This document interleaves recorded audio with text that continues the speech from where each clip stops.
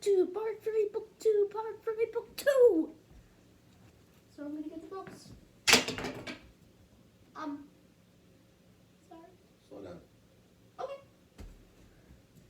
Captain Underpants.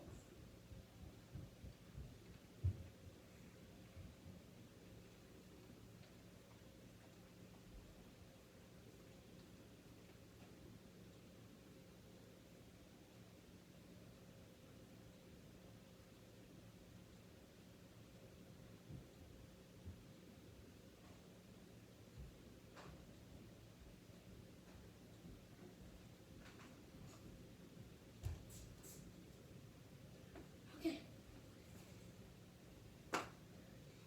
You have this. And I have this. Yep.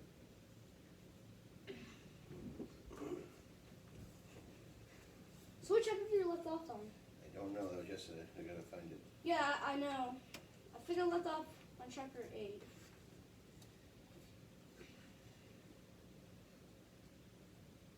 I think I left off on. I left off on chapter 8, I think. Yeah. Because I don't remember doing this. And this seems like it is probably. Here we go. 3, 2, 1, and. George and Harold were in the study hall and when they heard the dreaded announcement. We've got a long time on our hands now. George Beard and Harold Hutchins, please report to Mr. Krupp's office Said immediately. Harold. Some Oh, two books, got no, out some cried paper, Harold. and We're pens, busted. and all new No way, inventions said about George. tissue paper. Remember what happened yesterday was It was not Captain our Underpants and fault. the attack of the talking toilets. We didn't do it. It was an accident. Captain Underpants and the talking toilets. But Mr. Krupp was not understanding. I can't prove it. Captain But I Underpants know and the you attack of boys the were talking responsible for toilets. yesterday's George disaster. Beard, pictures by Harold Mr. Hutchins. Krupp said, One I'm day at going to school, punish you everyone by was taking away your pretty cafeteria normal. privileges for the The rest of lunch the year. ladies were No more cafeteria serving food for you toast two. and rat No sandwiches. more cafeteria This was food, going Mr. blah, blah, Harold? blah, blah. I thought he said And he was the going to gym punish us. teacher was Yeah, being George mean smiled. to Maybe if everybody. we're really bad, he'll Mrs. take away Grant our will keep homework on faster privileges than too. you guys. I heard that, screamed Then, Mr. Krupp. then you are full of From now on, you exact boys are school going of to the have to evil pack your ray. own lunches and eat in Ray my office so I can and keep all an the eye on toilets you. came to life. Rats, He meant to said eat Harold. too. But we didn't do it, Toilets George were protested. horrible. We didn't do it. Too bad, Bub, Eat 'em said up. Mr. Krupp. So they ate the gym teacher. Boy, said George, this is Help, probably the toilets first are time we've stressed ever gotten in out, trouble ate for a something we gym didn't do. Well, Unless you count all those have times we Mary didn't do our Ills by homework, car. said Harold. Oh yeah, laughed Dad, George. This just looks like we're The dropped next for day, George and Harold each brought their own Captain sandwiches to Mr. Krupp's office for Underpants. lunch. Captain I'll Underpants treat you ran the hot my sword peanut to butter him. and gummy Yeah, worm we need, sandwich, said George. For you half found of a your bunch tuna of salad with boogers. chocolate chip and Put them miniature in the marshmallow toilet. sandwich. Now it's not Sure, said Harold. Hooray for You want Captain some Underpants. barbecue That was sauce on something that? on UFO. You kids are Captain Underpants disgusting, went outside Mr. the Krupp study shouted. It opened. Judge have a terrible, Soon, George terrible and Harold were munching on 2000. potato chips and whipped cream and chocolate sprinkles. Mr. Krupp was turning green. They had What's big for fights. dessert? Asked Harold. Captain Underpants was Hard-boiled faster eggs than dipped in speed hot rabbit fudge tail. and Skittles, How said could a George. bunch of Ah, shorts, screamed Mr. Krupp. tra-la-la-la, I can't and- stand it anymore. and He got up and and a stumbled veiled out the leaf door for some told fresh George air. about getting a You weed. know, said George, Captain now that Underpants Mr. Krupp is gone, sunk up we the could run to the iron turbo cafeteria and toilet change the letters around when the lunch sign and gave again. him a wiggle. Cool, said Wiggle Harold. power. Today's lunch, Then freeze-dried hung worm up guts, baked, the Boston baked turbo boogers, and toilet zombie 2000 nerd Or a milkshakes. stop sign. So George and Harold pulled sneaked to the back cafeteria, hard. but when they read the lunch He let sign, go. they were a bit Kaboom! confused. Spaceship blew up and What's all the going on toilets here, were said turned George. turbo. It looks like somebody Hooray! already changed the sign, Look at said it. Harold. Forget the sign, said George. Okay. Look at Oh, everybody. man. They changed. Treehouse Comic X. It was true. All the kids and teachers in school were entering the cafeteria looking as normal as ever. But when they were leaving the cafeteria, looking quite different. Look, said He got to George. go to the office. They're all wearing broken eyeglasses held together with masking tape. And they've got these vinyl pocket protectors. They're all turned into nerds. Harold gasped. Don't look at their skin, said George. They're all gray and clammy. That could only mean one thing. They're zombie nerds, asked Harold. I'm afraid so, said George. Let's just hope they're friendly, said Harold. Whoever heard of a friendly zombie nerd? Asked George. I'm afraid, Harold whined. There's no time to be afraid, said George. We've got to get to the bottom of this. That's what I'm afraid of, said Harold. Oh, yes. George and Harold crawled into the cafeteria and sneaked through the kitchen doors. There they hid behind a table while incredibly naughty cafeteria ladies from outer space discussed their plan to take over the world. Oh, and he probably kind of master force. Look at those puny earthlings, laughed Zorks. They're all drinking evil zombie nerd milkshakes and transforming before our very eyes. It won't be long now, said Clax. Tomorrow we'll feed them super evil grappled growth juice. Then they'll grow to the size of explicit trees. Exactly, sneered Jennifer. Then we will unleash our giant evil zombie nerds upon the earth, and soon the planet will be ours. The three evil space guys threw back their heads and laughed hysterically. You've got to tell Mr. Krupp about this, whispered Harold. Right, whispered George. But first, we got to get rid of that super evil rapid growth juice. George carefully reached up and swiped the carton of juice. What should we do with it? Asked Harold.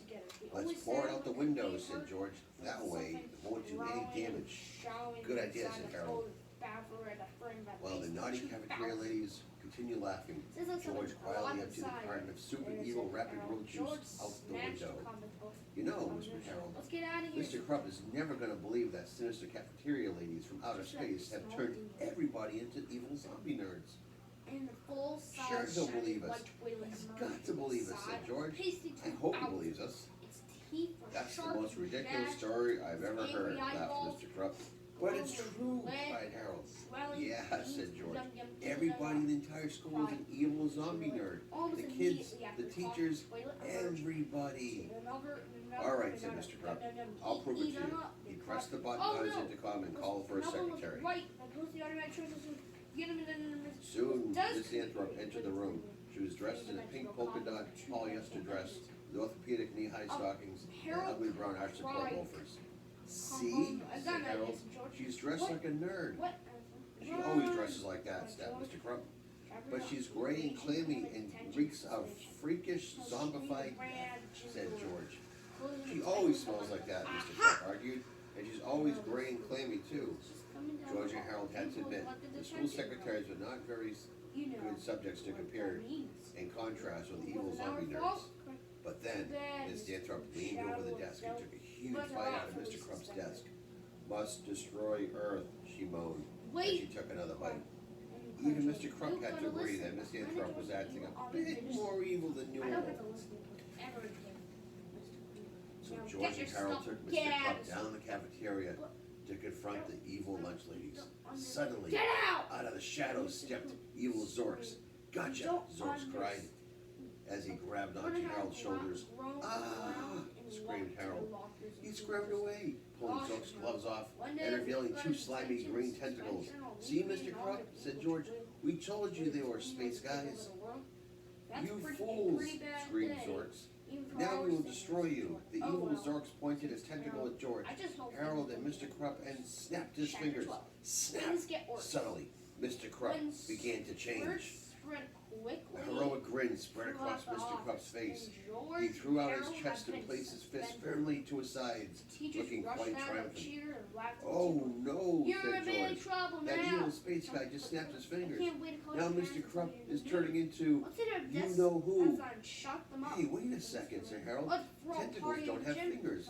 You can't snap tentacles.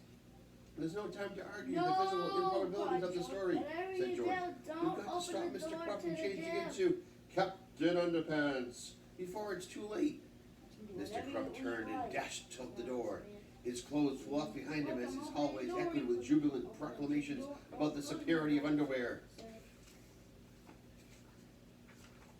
George and Harold dashed after him, but the door was quickly blocked by Zorks, Clax, and Jennifer. You want to get out of this kitchen? Evil Jennifer mocked. You gotta go through us. George grabbed the rolling pin. Harold grabbed a cast iron frying pan. I'm sure we don't have to resort to incredibly graphic violence, said Harold. Me too, said George. Yum, yum, yum, eat them up. George, yum, yum, yum, eat them up. The teachers couldn't believe their eyes. They screamed and ran George from and their Harold lives. had barely caught their breath when Captain Underpants finally showed up. They Tra-la-la-la, he said. I'm here to fight for truth.